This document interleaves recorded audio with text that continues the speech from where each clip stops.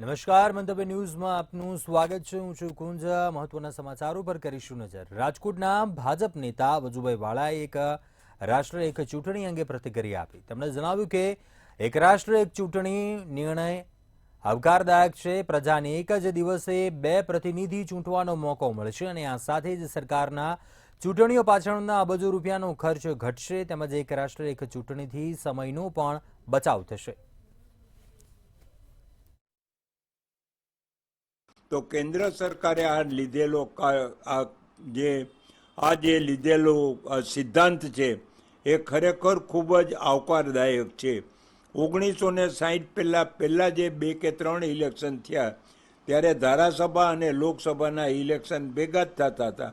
આજે ફરીથી એ જ પદ્ધતિ અપનાવે છે। એમાં કોન્સ્ટિટ્યુશનની કોઈ વિરુદ્ધ નથી અને ખરેખર કેન્દ્ર સરકારને જે આની પાછળ અબજો રૂપિયાના ખર્ચા કરવા પડતા હતા એ ખર્ચા પણ મટી જશે અને પબ્લિકને સુવિધા પણ થશે। રાજકોટમાં માધાપર ચોકડી ખાતે અંડરબ્રિજનો મામલો। માધાપર ચોકડી ખાતે અંડરબ્રિજ મામલે સમગ્ર મામલે રામ મુકરિયાએ પ્રતિક્રિયા આપી। ત્યારે આ અંડરપાસ મામલે કોંગ્રેસના નેતા મહેશ રાજપૂત દ્વારા પણ પ્રતિક્રિયા આપવામાં આવી હતી। કોંગ્રેસના નેતા મહેશ રાજપૂતે જણાવ્યું હતું કે ભાજપ લોકોને ભરમાવાનું કામ કરી રહ્યું છે। બિલ્ડર અને ભાજપના પદાધિકારીઓને આર્થિક લાભ થાય તે માટે રામભાઈને ગેરમાર્ગે દોરીને સરકારને પત્ર લખાવી રજૂઆત કરવામાં આવી હતી। રાજકોટના વિકાસના વિરોધમાં અવરોધ પેદા કરવામાં આવી રહ્યો છે।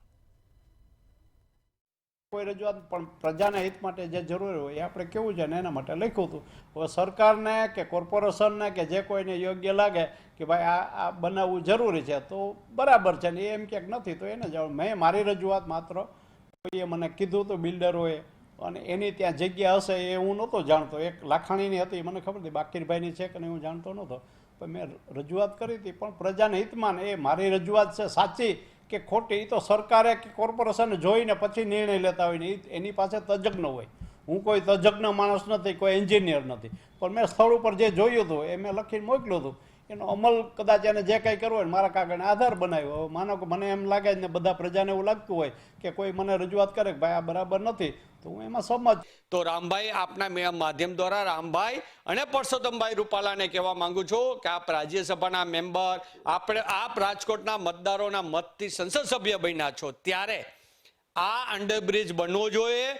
લોકોની સમસ્યા ટ્રાફિકની હલ થશે, પોલીસ ડિપાર્ટમેન્ટ માટે હલ થશે, પબ્લિક માટે થશે અને સાથે સાથે રાજકોટની પ્રજાનું પેટ્રોલ ડીઝલ બચશે અને જે વાયુની અંદર જે ઝેરી પ્રદૂષણ ફેલાય ધુમાડાઓથી એ પણ ત્યાં ઘટી જશે। એટલે અંડરબ્રિજ બનવો જોઈએ અને લોકહિત માટે તમે કાર્ય કરો ને બિલ્ડરોના હિત માટે કાર્ય કરો। રાજકોટમાં કોંગ્રેસ દ્વારા પોલીસ કમિશનરને આવેદનપત્ર પાઠવવામાં આવ્યું હતું। લોકસભામાં વિપક્ષ નેતા રાહુલ ગાંધી પર વિવાદાસ્પદ ટિપ્પણી અંગે આવેદન પાઠવવામાં આવ્યું હતું। ત્યારે કોંગ્રેસ કાર્યકર્તાઓમાં આક્રોશ જોવા મળ્યો હતો। વિવાદાસ્પદ ટિપ્પણી કરનાર વિરુદ્ધ ફરિયાદ નોંધવામાં આવે તેવી માંગ કરાઈ છે। જોકે આગામી સમયમાં ફરિયાદ નહીં નોંધવામાં આવે તો કોંગ્રેસ દ્વારા ઉગ્ર વિરોધ કરવામાં આવશે।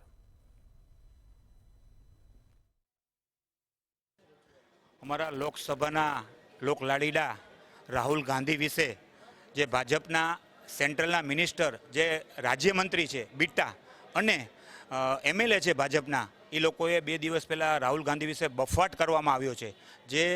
જે નો શબ્દો કહેવાના એ ગરિમાથી અતિ ખરાબ શબ્દો બોલવામાં આવ્યા છે એની સામે ગુનો દાખલ થાય, એફઆઈઆર નોંધાય એવી આજે શહેર કોંગ્રેસ પક્ષ દ્વારા પોલીસ કમિશનરને એક આવેદનપત્ર દેવામાં આવ્યું હતું। રાહુલ ગાંધી જ્યારે આ સંસદમાં લોકોનો અવાજ બની રહ્યા છે, લોકોના પ્રશ્નો માટે અવાજ ઉઠાવી રહ્યા છે ત્યારે ભારતીય જનતા પાર્ટીના નેતાઓ અને ભારતીય જનતા પાર્ટીના વડાઓ અમારા નેતા માટે અભદ્ર ભાષાનો ઉપયોગ કરતા હોય છે, અભદ્ર ટિપ્પણીઓ કરતા હોય છે અને આજ ટેરરિસ્ટ જેવા શબ્દોનો ઉપયોગ કરે છે જે કોંગ્રેસ પક્ષ કોઈ દિવસ સાંખી નહીં લે। જૂનાગઢમાં જવાહર ચાવડાનો પત્ર વાયરલ થયો છે। પ્રદેશ પ્રમુખ જીતુ વાઘાણીને ફરિયાદ કરી હતી કે ચૂંટણીમાં તેમને હરાવવાના પ્રયત્નો કર્યા હતા। 2019થી તેમને હરાવવાના પ્રયત્નો કર્યા હતા। દિનેશ કટારિયા કિરીટ પટેલની ફરિયાદ કરી હતી। પાર્ટીને નુકસાન થાય તે મુજબની પ્રવૃત્તિ કરી હતી।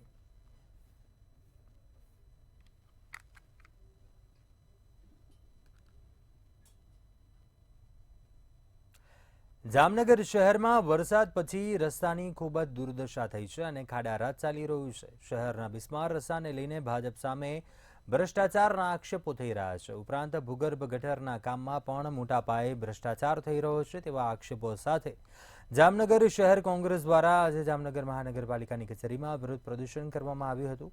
શહેર કોંગ્રેસના પ્રમુખ દિગુભા જાડેજા, વિપક્ષી નેતા ધવલ નંદા ઉપરાંત અન્ય કોંગ્રેસી કોર્પોરેટરો અને કાર્યકરો વગેરે પોતાના હાથમાં પોસ્ટરો લઈને ધરણા ઉપર બેઠા હતા. ભાજપના ભ્રષ્ટાચાર અંગેના આક્ષેપો સાથેના સૂત્રોચ્ચાર કરીને વિરોધ પ્રદર્શન કર્યું હતું.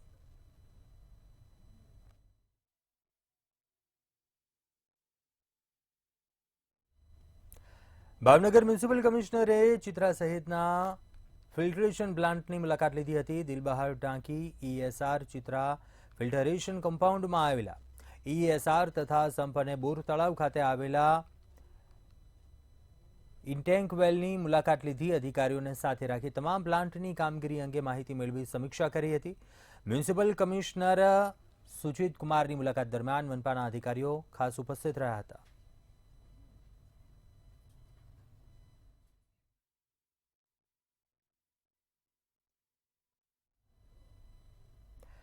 ભાવનગર સરટી હોસ્પિટલ કેમ્પસમાં સુપર સ્પેશિયાલિટી હોસ્પિટલનો પ્રારંભ હવે વહેલી તકે થાય તે દિશામાં તંત્ર કામગીરી કરી રહ્યું છે, જેને લઈને કેન્દ્રીય રાજ્યમંત્રી નીમુબેન બાંભણિયા, ધારાસભ્ય જીતુ વાઘાણી અને CO હર્ષદ પટેલ હોસ્પિટલની મુલાકાતે પહોંચ્યા હતા. હોસ્પિટલના જરૂરી અત્યાધુનિક સાધનોનું નિરીક્ષણ પણ કર્યું હતું. જરૂરી વિવિધ વિભાગોના ડોક્ટરો અને સ્ટાફની ભરતી અંગે કાર્યવાહી ઝડપી થાય તેને લઈ કાર્યવાહી હાથ ધરી છે.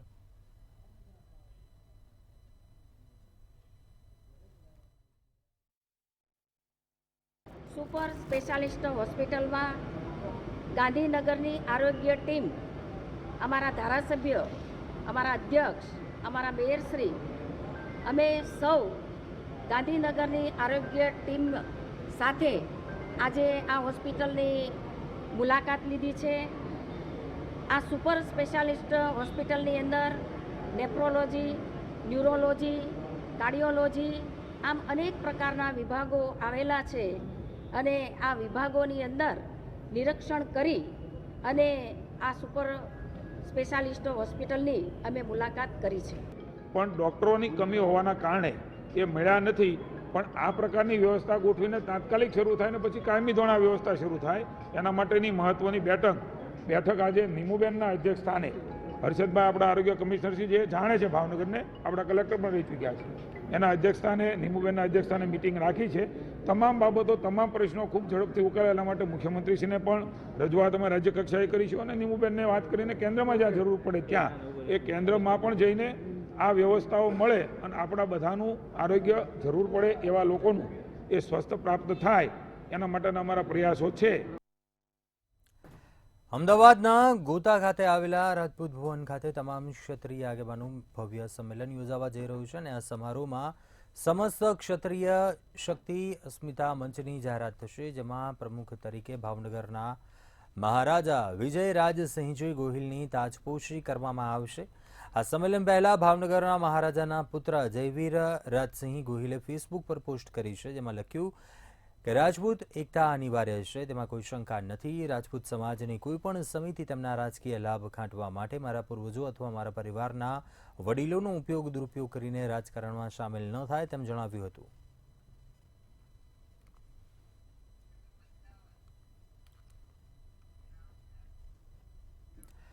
બોટાદમાં બેંક ઓફ બરોડાના ગેરવર્તનથી ગ્રાહકો પરેશાન થયા. ગઢડા શહેર ખાતે આવેલી BOB બ્રાન્ચના કર્મચારીઓએ ગ્રાહકો સાથે ગેરવર્તન કરતા ફરિયાદ નોંધાવાઈ હતી. આ સાથે જ ગ્રાહકોએ સોશિયલ મીડિયા પર વિડીયો વાયરલ કર્યો હતો.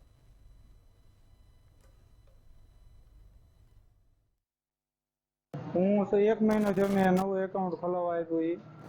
પહેલા અગાઉ આવ્યો ત્યારે એમ કીધું હજી વાર લાગશે. પછી અત્યારે આવ્યો હતો કે 2 દિવસ પહેલા આવ્યો, 3 દી ન થયું મારું કામ.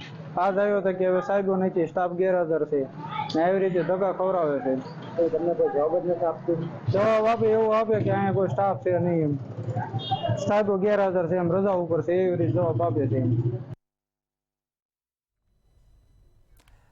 બોટાદના બરવાડામાં નગરપાલિકા કક્ષાના 10મા તબક્કાના સેવા સેતુ કાર્યક્રમમાં અરજદારો ધક્કે ચડ્યા છે. શહેરના અરજદારો સેવાઓ મેળવવા પહોંચતા સિટી સર્વે કચેરી સહિતના અન્ય વિભાગોમાં કર્મચારી ગેરહાજર રહેતા અરજદાર રઝળી પડ્યા હતા અને સેવા સેતુમાં પ્રજાકીય લક્ષી સેવાઓ ન મળતા અરજદારોમાં રોષ વ્યાપી જવા પામ્યો હતો. સેવા સેતુ કાર્યક્રમમાં જ સેવાઓ નહીં મળતા અરજદારોએ તંત્ર સામે રોષ ઠાલવ્યો હતો. સેવા સેતુનો કાર્યક્રમ બનાવ્યો છે નગરપાલિકા અને મામલતદારશ્રી, તો એની અંદર ઘણા ટેબલની અછત છે, જેમ કે સિટી સર્વે, ફોરેસ્ટ, ઘણી બાબતની થોડીક તકલીફ છે, તો એ તાત્કાલિકના ધોરણે મુકાવવા વિનંતી છે. આ સિટી સર્વેમાં નામ ચડાવવા સિટી સર્વે ટેબલ જ અહીં નથી. મેં મજૂરી માણસ છે, આ કામ મેકીને આવી છે અને અહીં ટેબલ ન હોય એ શું કામનું? દોડા આ કેટલા અઠવાડિયાથી કરી, ઓલા ગુરુવારે આવ્યા તો વૈયા ગયા, ઓલા ગુરુવારે આવ્યા તો વૈયા ગયા, હવે આ ગુરુવારે આવ્યા.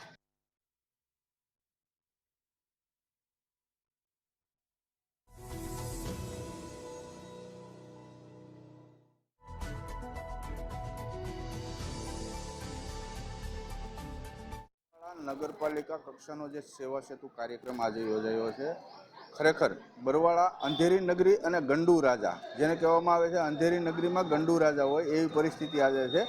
બરવાળા નગરપાલિકાનો આપ દ્રશ્યમાં જોવો છો તો સેવા સેતુ આજે કાર્યક્રમ બહુ મોટા પાયે યોજવામાં આવ્યો છે. ખરેખર સરકાર યોજના જે છે સરકારની એ સાચી જ છે, પણ ખરેખર આ યોજનાની અંદર ઘણા ટેબલોની અછત જોવા મળે છે કે જે મોટા જે કામો લઈને આવતા હોય છે, નાના જે ગ્રામજનો છે એ લોકોને ખરેખર અહીંયા જે છે તે આપણે કહેવાય ને કે સિટી સર્વે જે ના કામ લઈને આવતા હોય છે, ખરેખર ફોરેસ્ટ વિભાગના પણ હાજર નથી.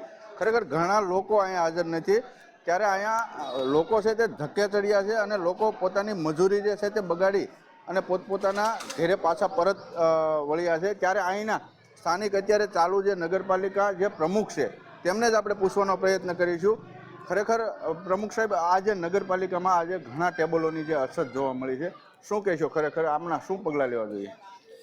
ના ઉચ્ચ અધિકારી રહ્યા એમની આ જવાબદારીમાં આવે છે, એમને આ જવાબદારીમાં સિટી સર્વેવાળાને, ફોરેસ્ટ ખાતાવાળાને કડકમાં સૂચના દેવી જોઈએ કે હાજરી આપો. એમ આજે ઘણા લોકો અહીંયા ધક્કા ખાઈને પાછા ગયા છે. આ કાર્યક્રમ હકીકત સફળ કહેવાય કે ફિયાસ્કો કહેવાય? કાર્યક્રમ આમ સફળ કહેવાય ને આમ બે બાજુ નિષ્ફળ કહેવાય.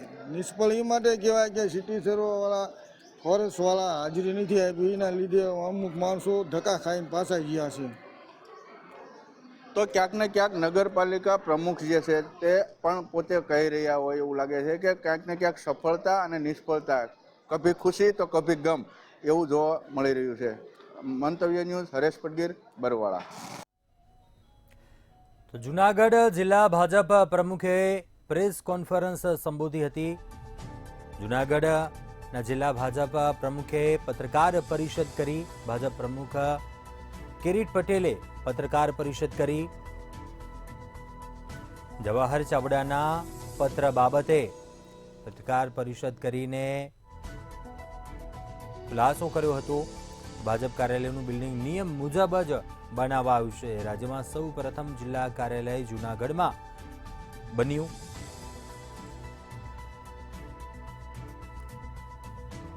છતાં પણ ઇમ્પેક્ટ ફી ભરવાની તૈયારી હોવાનું જણાવ્યું. એકથી વધુ હોદ્દા ધરાવવા અંગે નિવેદન આપ્યું.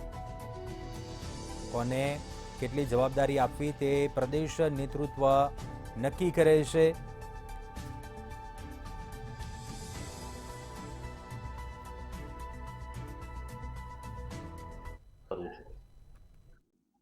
આજે પ્રેસ કોન્ફરન્સ બોલાવવાનો આશય એ છે કે 2 દિવસથી જે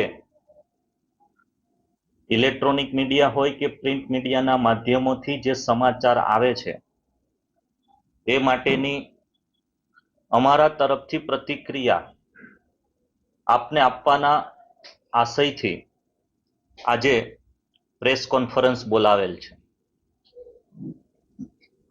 તમે બધા જાણો છો કે ભારતીય જનતા પાર્ટીના કાર્યાલય 2016 થી આ સ્થળ ઉપર જૂનાગઢ જિલ્લા ભારતીય જનતા પાર્ટીનું કાર્યાલય બનેલ છે. લગભગ સૌરાષ્ટ્રમાં પહેલું કાર્યાલય આ ભારતીય જનતા પાર્ટીનું જુનાગઢ જિલ્લાનું એ જુનાગઢ જિલ્લાના લગભગ 3500 થી વધારે કાર્યકર્તાઓના અથાગ મહેનત પરિશ્રમ અને એમના આર્થિક યોગદાનથી આ કાર્યાલયનું નિર્માણ થયું છે. સુરતમાં વધુ એક નકલી અધિકારી ઝડપાયો હોવાની ઘટના સામે આવી. વરાછા બોમ્બે માર્કેટ પાસેથી નકલી કસ્ટમ અધિકારી ઝડપાયો હતો. હિમાંશુ રાય પોતે કસ્ટમ અધિકારીનો સ્વાંગ રચી રૂપિયા પડાવતો હતો, ત્યારે સુરત ક્રાઇમ બ્રાન્ચે નકલી કસ્ટમ અધિકારીઓની ધરપકડ કરી હતી. તેમજ આરોપી પાસે એક બંદૂક, વર્દી, આઈ કાર્ડ અને સર્ટી કબજે કર્યા હતા.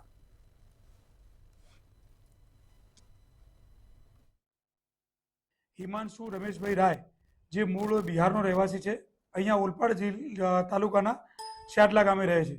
એવી માહિતીના આધારે એને અહીંયા પકડતા ક્રાઇમની ઓફિસ લાવીને પૂછપરછ કરતા એને અલગ અલગ સરકારી નોકરીઓ આપવાના બહાને ટોટલ રૂપિયા 12,75,000 ચીટિંગ કરી લોકો પાસેથી પૈસા પડાવી લીધેલા છે. અને એની ગાડી ચેક કરતા ગાડીમાંથી CSIC નામનું નંબર પ્લેટ, લાઇટર, કસ્ટમનું આઈ કાર્ડ તથા આર્મીનું જેકેટ વગેરે વસ્તુઓ મળી છે, જે મુદ્દામાલ કબજે કરી અને અઠવા પોલીસ સ્ટેશનમાં ગુનો દાખલ કરવા માટે આગળની તપાસ માટે સુપરત કરેલ છે. સુરતમાં 5 વર્ષની બાળકી પર દુષ્કર્મ આચર્યા હોવાની ઘટના સામે આવી હતી, જેમાં શ્રમિક પરિવારની બાળકી સાથે બાળકી પર સગા કાકાએ જ દુષ્કર્મ આચર્યું હતું. 5 વર્ષની બાળકી રમવા માટે ગઈ હતી, ત્યારે બાળકી રમતા રમતા ચીસ પાડી દોડી આવી હતી. સમગ્ર ઘટના બાદ આરોપી ભાગી છૂટ્યો હતો. પોલીસે આરોપી કાકાની ધરપકડ કરી વધુ કાર્યવાહી હાથ ધરી છે.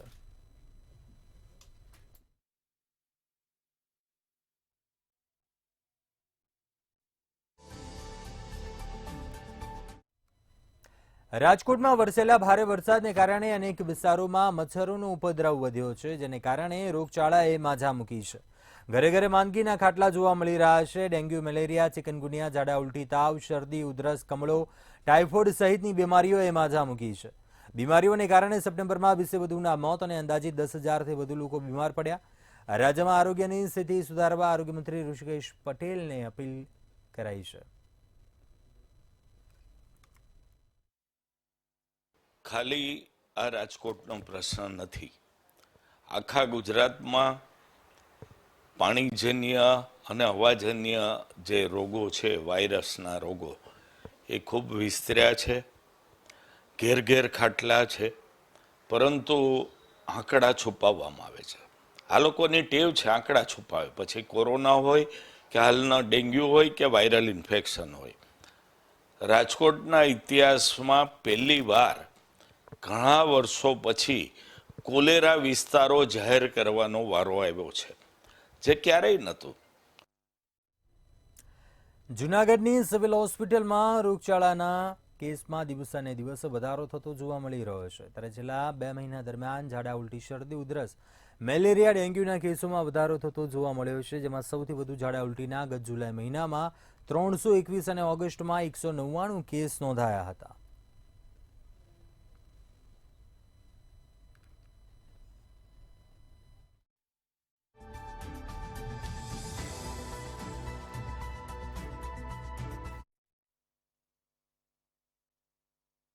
સિવિલ હોસ્પિટલ ખાતે 321 ઝાડા ઉલટીના કેસ નોંધાયેલ હતા.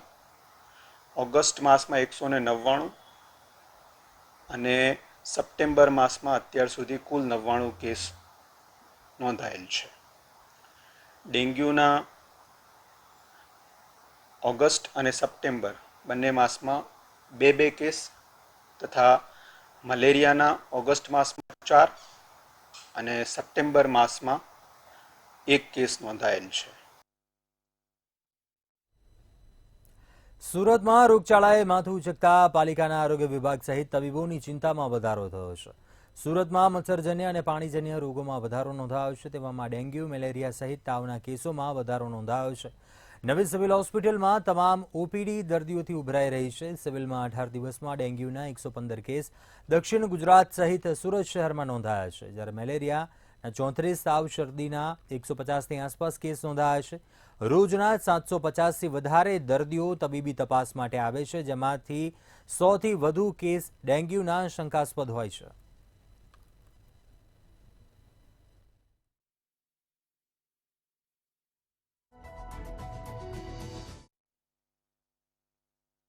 જો રોજના અંદાજિત ઓપીડી પેશન્ટની વાત કરીએ તો મેડિસિન વિભાગમાં આશરે 750 થી 800 દર્દીઓ આવતા હોય છે અને બાળકોના વિભાગમાં અંદાજે 150 થી 200 દર્દીઓ આવતા હોય છે. જે પૈકીના મેડિસિનમાં લગભગ 80 થી 100 દર્દીઓ જે મચ્છરજન્ય બીમારી કે ઋતુગત બીમારીથી સંક્રમિત જોવા મળે છે અને બાળકોમાં આવા 20 થી 30 કેસીસ હોય છે જે અમને ઋતુગત બીમારી અથવા તો મચ્છરજન્ય કેસીસથી સંભવિત જોવા મળે છે. અત્યારે હું નંબર ઓફ કેસીસની વાત કરું તો ગયા અઠવાડિયાની અંદર ડેન્ગ્યુના 25 કેસ હતા, જે આ અઠવાડિયાની અંદર 28 કેસ થયા છે. સેમ વસ્તુ મેલેરિયાની અંદર જે ગયા અઠવાડિયામાં 40 કેસ હતા, અત્યારે 45 કેસીસ આપણા ધ્યાને આવ્યા છે. સુરત કોર્પોરેશન જે એવો પ્રયત્ન કરે છે કે સુરત શહેરની અંદર સિવિલ હોસ્પિટલ હોય, સ્મીમેર હોસ્પિટલ હોય, અર્બન હેલ્થ સેન્ટર હોય કે પછી તમામ પ્રાઇવેટ હોસ્પિટલ હોય, એ દરેક જગ્યાએથી મેલેરિયા, ડેન્ગ્યુ એ પ્રકારના કેસીસને નોટિફાઈ કરે છે અને એ કેસીસ જેના ઘરે હશે એમના ઘરે જઈ અને ઘરે ઘરે એક્ટિવિટી કરે છે. રાજકોટમાં એસટી બસના ડ્રાઈવરે અકસ્માત સર્જ્યો હતો. એસટી બસ ચાલકે યુવકને ફૂટબોલની જેમ હવામાં ઉછાળ્યો હતો. જામનગર સુરત રૂટની એસટી બસના ચાલકે અકસ્માત સર્જાયો હતો, ત્યારે આ અકસ્માતના સીસીટીવી પણ સામે આવ્યા છે. યુવકને માથા અને શરીરના ભાગે ગંભીર ઈજાઓ પહોંચી હતી.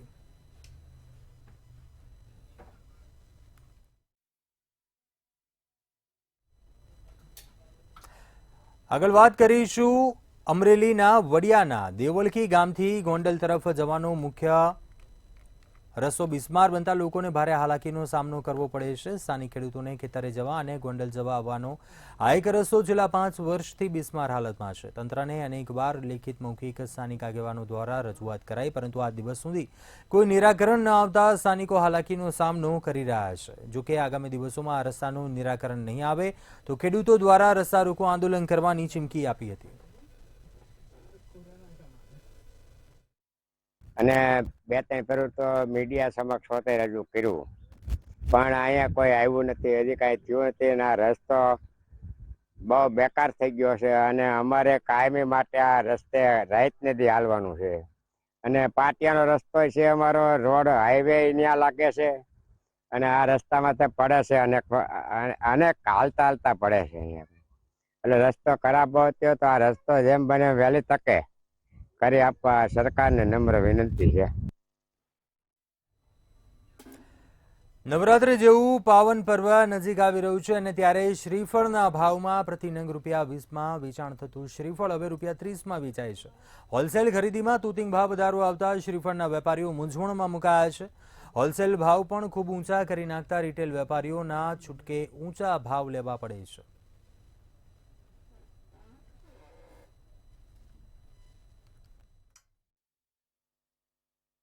આ વર્ષે નારિયેળમાં આગ ઝડપી તેજી જોવા મળી રહી છે. એમાં નારિયેળ અમે 15 દિવસ પહેલા 20 રૂપિયાનું વેચતા હતા, તે અત્યારે 30 રૂપિયામાં પણ માંડ વેચી શકીએ છીએ. જે કોતરો 1300-1400 રૂપિયાનો 80 નંગનો કોતરો હતો તે અત્યારે 2000-2100 રૂપિયાનો આવી રહ્યો છે. હજી પણ વેપારીઓ ઉપર એમ જણાવી રહ્યા છે કે હજી પણ ભાવ વધારો આવશે. જે એક શ્રીફળની કિંમત 20 રૂપિયા હતી તે રિટેલ ભાવ 30 રૂપિયા થઈ ગયો છે. એક કોથળાની અંદર જે 500 થી 700 વધારો આવ્યો છે. એના માટે થઈને હું એવું કહું છું કે બને ત્યાં સુધી શ્રીફળના ભાવ ધાર્મિક ઉપયોગમાં હોય તો વ્યાજબી ભાવ રહે અને એકદમ વ્યવસ્થિત ભાવ રહે. આંધ્ર, તમિલનાડુ અને કર્ણાટક આ 2 રાજ્ય જે છે એમાં સિન્ડિકેટ થઈ ગયું છે અને માલ પુષ્કળ આવતો નથી અને ફૂલ શોર્ટેજથી માલ આપે છે. એ લોકો 10 ગાડીનું આપણે રિક્વાયરમેન્ટ હોય એની સામે 1 ગાડી મોકલે છે અને બજાર બહુ હાયસ થઈ ગઈ છે. અને આવા ભાવ આટલા વર્ષમાં અમે કોઈ દિવસ જોયા નથી અને હજી કદાચ આ ભાવ ક્યાં પહોંચે એની કોઈ શક્યતા જ નથી. અત્યારે હાલ બુલેટિનમાં બસ આટલું. મને આપશો રજા. આગળ આપ જુઓ સીધો સંવાદ સહયોગી લખમા સાથે.